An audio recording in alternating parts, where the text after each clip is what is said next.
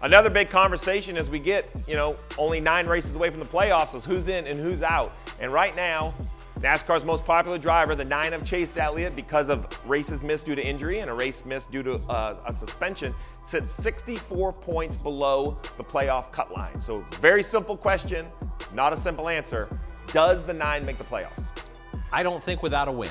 I just don't see a point situation where he gets there. We can look at it. He had a great points day at Nashville and get your hopes forward, but overall, he's still 64 behind the cut line and a teammate in between him. I really think he's 92 behind Bubba if he really wants to make it in on points. Yeah, I mean, if you look, he was actually about the same amount at Darlington. So he's gotten down to the 60 point. I do believe the 9's going to run well, but the schedule is kind of an uphill battle for him as well. You look at the multiple road courses between here and the playoffs, the speedways. Now that's good because I think he can win them, but I think it's very difficult to guarantee good points days. But it also brings in about 7 or 8 guys that are behind that cut line that could win at those situations. With 2 speedway races, 3 road course races, there's a lot of people that could win that are outside of that 16. That'll make his need for the points piece be even farther advanced. And listen, I agree with you. I think Chase Elliott does make the playoffs, and I think soon enough we don't have to keep talking about this because I think he is going to win a race. It's not going to be about points at all, but it's going to be fun to watch.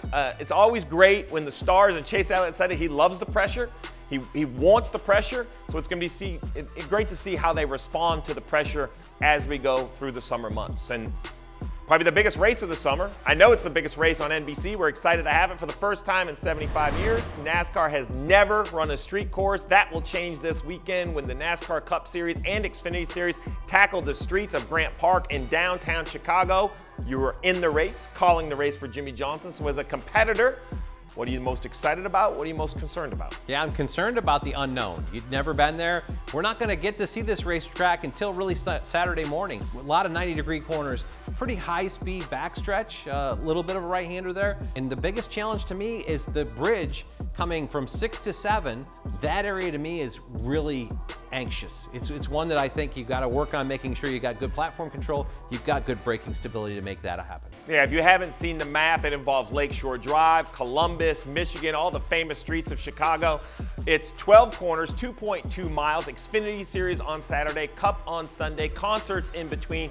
It's a full event weekend on the streets of Chicago. I think it's going to be great for the fans. When we talk about the cars, the size, the noise, the speed, I think the street configuration is going to amplify that for the fans in person. Yeah, I think it's going to be a great show. I think it is. And the confines, right? There's no place to run off here. You're going to be tight. There's going to be action. There's going to be some wrecks.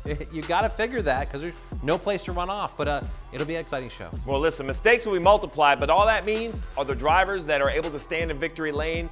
Victory is only going to be sweeter if you're able to pull off and win the first ever, the inaugural Chicago Street Race.